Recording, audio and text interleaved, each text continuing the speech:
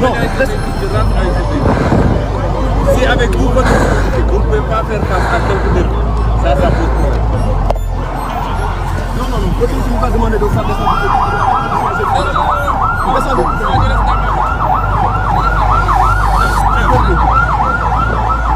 bi Ousmane Sonko lanké ni du ñom ñokoy wax fu mi jaar te looluy dëgg citoyen bu nekk dafa am liberté wu circuler comme nim ko nexé te dara du ko tënk bi Ousmane Sonko réclamé ak yelleefam boobee xool leen liñ ko def.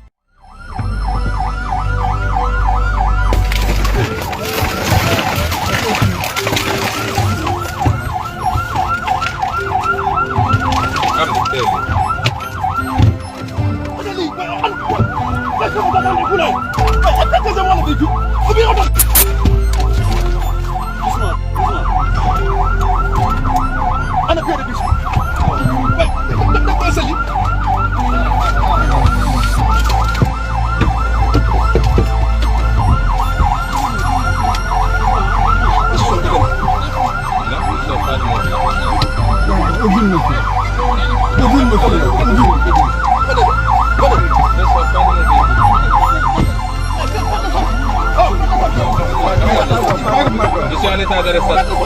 Hein? Non. Est-ce que des porteurs ont le droit d'extraire quelqu'un de son véhicule? Hein? Non, je pose la question avant. Monsieur, arrêtez de faire du sang.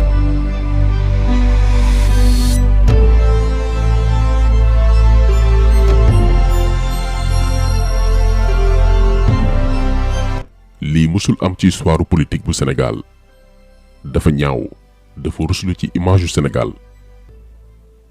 mais dafa am leneen lu attiré waat suñu attention attiré aussi attention wu yenn ci sénégalais am seetlu mooy ci biir takk der yi dafa rax ay mercenaires tubaab ay raykatu nit yu Macky Sall jële bitim réew daañu ñëw léegi ci ñooñee ñooy ñan mais nañu seetaanandoo vidéo yi ci waxtu ñi jàpp Ousmane Sonko ñen ñoo raxoon takk der yi. Ils veulent embarquer le président Ousmane Sonko. kenn ci mercenaire yaa ngi ni encagoulé wu.